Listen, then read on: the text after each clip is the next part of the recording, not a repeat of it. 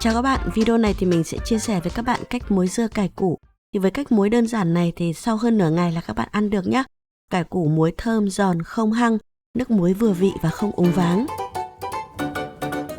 Đây là cải củ ạ. Để muối dưa cải củ thì các bạn chọn cái loại dưa cải nó có thân lá như thế này và củ nó nhỏ nhé. Củ cải trắng to hơn thì các bạn để kho thịt, xào và nấu canh. Chỗ mình dưa cải củ để muối thì nó sẽ có giá khoảng tầm 15 đến 17.000 đồng 1 kg ạ. Khi mà muối dưa cải củ thì thường là mình sẽ dùng thêm hành tây để tăng thêm hương vị. Và có hành tây thì nó cũng tăng cái độ giòn ngọt và giúp cho dưa muối được thơm hơn nữa. Các bạn cũng có thể dùng thêm hành khô thái lát này, thêm một ít rễ hành khô rửa sạch hay là thêm ớt cay tùy ý nhé. Còn nếu mà chuẩn bị đơn giản thì là chỉ cần cải củ và hành tây thôi. Để pha nước muối dưa cải củ thì các bạn cần muối hạt và đường trắng. Thì chi tiết tỷ lệ pha lát nữa mình sẽ chia sẻ sau nhé. Bây giờ thì mình sẽ sơ chế dưa cải đã ạ. Dưa cải thì các bạn cắt rời cái phần thân lá và củ này. Phần thân lá thì mình sẽ cắt bỏ những cái phần lá vàng úa, sâu héo đi, rồi cắt thành những cái đoạn dài khoảng tầm 5 đến 6 cm. Phần củ thì mình sẽ nạo vỏ, bỏ mụn đi, rồi sát thành các lát chéo mỏng, nó có cái độ dài chỉ khoảng tầm 0,1 cm thôi. Thì muối nó mới nhanh thấm vị và những cái lát cải củ nó sẽ không bị hăng.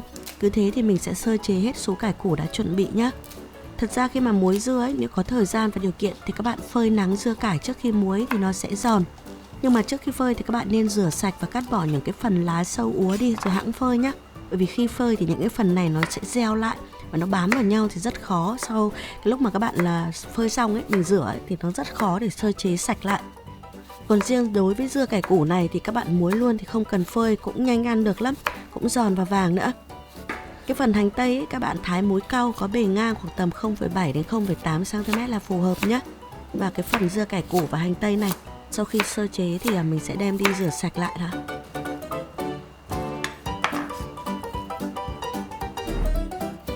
Tiếp đến thì mình sẽ ngâm dưa cải củ vào âu nước có pha muối hạt.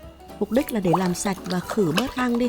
Mình sẽ ngâm trong khoảng 7 đến 8 phút thì sau đó mình sẽ vớt ra, rửa lại thật sạch sẽ. Cẩn thận để các bạn tráng qua nước lọc đun sôi để nguội và để dưa thật ráo nước thì mình mới muối nhé. Bây giờ thì mình sẽ đi nấu nước muối đường để muối dưa cải củ. Lúc nãy là mình dùng là 1,5 kg cải củ và khoảng hơn 200 g hành tây thì mình sẽ phải dùng khoảng tầm 2,75 lít nước để sao cho cái phần dưa cải ấy, nó ngập trong nước muối để nó thấm vị và không bị úng váng. Với 2,75 lít nước này thì các bạn pha vào đây là 3 thìa canh muối hạt và 4,5 thìa canh đường trắng. Mình sẽ khuấy đều và nấu sôi nước này. Cái phần nước muối này thì các bạn pha thế nhàn nhạt là được. Vào mùa nóng mình pha thế này thì chỉ sau khoảng hơn nửa ngày thôi là dưa muối đã ăn được rồi. Còn vào mùa đông nếu mà các bạn muối nhanh ăn hơn thì mình tăng cái lượng đường lên một chút xíu nữa. Còn mà mình muốn hãm không muốn nó chua nhanh ý, thì mình sẽ giảm đường xuống. Cái nước muối đường này khi mà sôi ý, thì các bạn hạ nhỏ lửa xuống và sẽ để sôi thêm khoảng 2 phút nữa rồi thì mình tắt bếp để nguội hẳn rồi mới muối nhá. Còn nếu như các bạn muốn dưa cải nó nhanh chua hơn ấy thì để cái nước mà này nó ấm khoảng tầm 25 đến 30 độ là mình dùng để muối dưa được rồi nhá. Còn mình thì thường là sẽ để nguội hẳn rồi mình mới muối ạ. Đây, lúc này thì dưa cải hành tây nó đã ráo nước rồi, nước muối đường này cũng nguội rồi thì mình sẽ cho vào âu để mình muối dưa nhá. Thì các bạn nhớ là cái âu, hũ và lọ đựng đi thì các bạn nhớ là cái dung tích ấy, nó phải lớn hơn cái nguyên liệu mình đã chuẩn bị một chút nhá, để nó không bị trào nước. Mình sẽ rửa và lau khô sạch sẽ rồi cho cái phần dưa cải và hành tây vào, mình lèn chặt một chút ạ.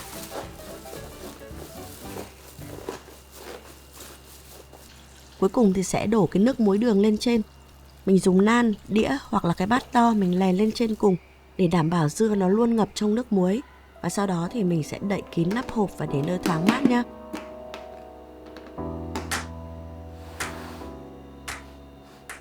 Đây là cái dưa cải củ mà mình đã muối được sau hơn nửa ngày. Lúc này thì dưa nó đã vàng thơm rồi các bạn ạ. Nhưng nó vẫn không hề chua nhá. Nó ăn rất là dịu, giòn, thơm. Lát củ cải thì không hề bị hăng. Khi ăn thì các bạn chấm thêm với nước mắm ớt là ngon ạ. Mà nếu như không chấm thì các bạn ăn cùng với cá kho này hay là thịt rang, thịt gà rang là vừa ngon. Hy vọng với cách làm đơn giản mà mình đã chia sẻ trong video này thì bạn sẽ muối thành công dưa cải củ nhé. Kể cả khi mà các bạn mới làm lần đầu tiên luôn. Cảm ơn các bạn đã theo dõi hết video. Hẹn gặp lại các bạn ở những video sau nhé.